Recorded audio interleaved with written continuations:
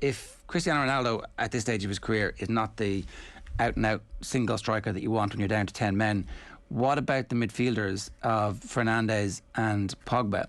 They should have the energy levels to be able to manage a game. They certainly have the experience to manage a game when you're down to 10 men, and yet it didn't quite look like they were capable of doing it. The comparison that everybody's making is Chelsea go down to 10 men against Liverpool. Okay, so they gave up some chances, but they managed the game very professionally, like they'd been drilled to do it, like they knew what their jobs were and they understood what they were. That wasn't apparent after the Young Boys game. Yeah. No, I didn't. I maybe wouldn't go so far as I was scratching my head in terms of the changes that were made. Once Wan-Bissaka was sent off, I thought the first one was a substitute. The first big challenge for the manager, I can understand it because it happens quickly, the sending off. You're not expecting it. He's walking off the pitch and suddenly, what do you do? You got to get it right back on the pitch. That's the first thing you got to do. So Dallow's got to come on the pitch. So you're going to sacrifice. So that's your first big decision, and it's important because you get that wrong, you can't rectify it, and there's still the majority of the game to go. I was surprised he took Sancho off. I've got to be honest with you, because the first thing primarily when you go down to 10 men, I think for me in your head you're thinking, right, I need to keep legs on the pitch. You know, you're thinking your defensive mentality or your defensive setup from that point on to a point. Don't get me wrong. But you're also thinking legs, and one man down, everybody's got to increase their workload now in terms of getting around the pitch, etc. And that's not just out possession, Jerry, in terms of having to run around a bit more, closing people down, and a bit more defensive responsibility. But you've also got to be thinking about offering an attacking threat as well. And to do that, when you're playing with a man down, you're going to be operating from a reasonably low defensive block, being a man down. So you're going to be breaking out from deep defensive positions. And to do that effectively, you need pace. You need now pace in the team as well to complement that bit of defensive solidity to get yourself up the pitch. Yeah. And just to give you respite, not necessarily to go and score goals, although that's what you're looking to do potentially on the counter-attack, but just to take the team up the pitch and get a bit of respite. So I was surprised Sancho wasn't having particularly the greatest of games, but he can give you that. He's got good legs. Sancho's a young lad, we know that. So that was the first one for me. Could he not have gone to wing backs? Was it not a fairly obvious, like, you kind of have Fred drop into a central defensive role, and then Sancho plays as a right wing back and Nick Shaw plays as a left wing back, and like, you don't trust Sancho at this stage of his career? You haven't seen enough of him? What's the... Well, I don't know. I think for me what's looming, and which I think it is topic at the moment in terms of his reluctance to take, or has he got the bravery or the kahunas, I think as you'd probably say, to make the big decision, maybe take Ronaldo off at that stage, or even Fernandes. Now Fernandes isn't one you carry out possession. He's high energy and he does look to go and press, but for me he's like, he hasn't got clear pictures in his head sometimes. When he goes to press, he goes alone, he gets passed around very easily, he kind of wastes his energy a lot of the time, Bruno. So he's kind of willing, but he's not quite smart at times in terms of how he and when he goes to press. So yeah, in terms of the change of shape, he made a substitution at half time for this, so he gets to half time. Jed, he's made that one substitution, fair enough. He's got Dallo on the team, so he gets to half time. Now he's had the 10 minutes before half time and the whole of the half time, have conversations with his coaches and get clear pictures in his head, right, how are we going to go about this second half. So for me, again, that was the opportunity. Right now we get this defensive setup absolutely spot on. Now I couldn't say the way he set up the team. He went to a back five, he went to a narrow midfield three with Fred, Bruno to a right and Pogba to the left of him in kind of narrow defensive shield, and Ronaldo up front. Now I wouldn't have a huge problem with that. I wouldn't have done it personally, because when you play like that again and you're a man down, you really give up the sides of the pitch. You sacrifice all your width. You say, well, you got your wing backs, but a man down you don't really have your wing backs. They get penned back and they get narrowed up, and now you have a midfield three operating within 25 yards of each other in that central area of the pitch, and they've really got to shift very quickly across the pitch, and it's almost impossible to do. So that's how you kind of give up the size to the opposition team. That's what I'm talking about.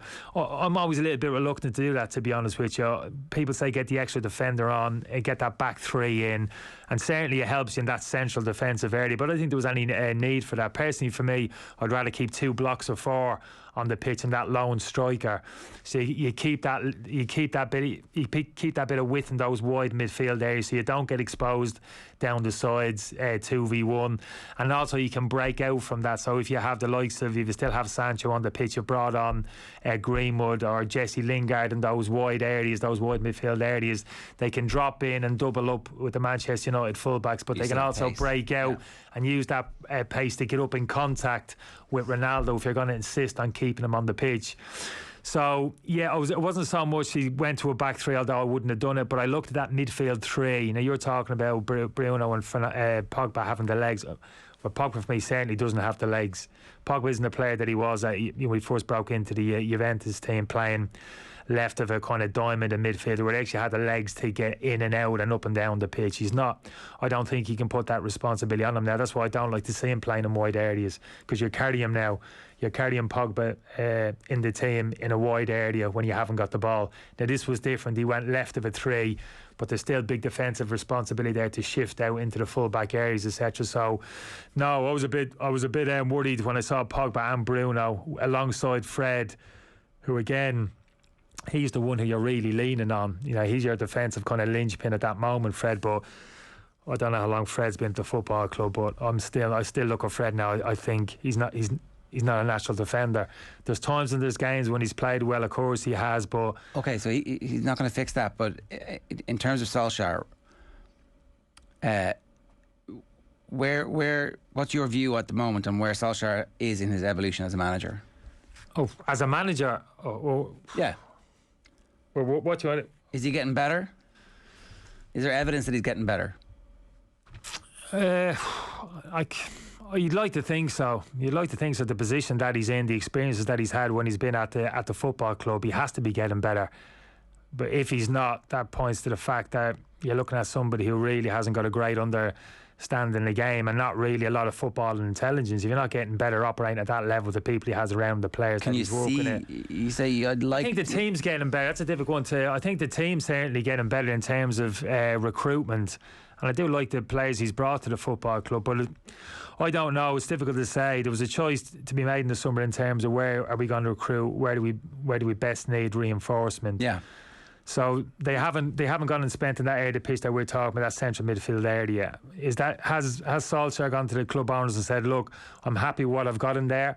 I'd rather we go and spend at centre half and higher up the pitch. If that's the case, then I would be concerned. Yeah. Because for me, it feels that way. Yeah, exactly. So if he doesn't see that would be an early concern. Just in terms of the substitutions tactically at times during this time there, I think there's been high profile games when it hasn't really worked. I suppose you could say that of every manager, but to be fair, the bigger managers, when the big games come around, they kind of revel in it, and they get those decisions right in terms of how they set up their team, and also those big moments in the game when substitutes, not necessarily sending offs, but when substitutions need to be made to impact the game. I think we've seen that with Tuchel in a very kind of a small period, even when he's been at Chelsea. And I think the very top managers have that real tactical nous in terms of what's required there at any given moment during the game. And and I think that's a fair point. I can't honestly say Solskjaer's kind of bowled me over in that respect. But I like the way the team's evolving.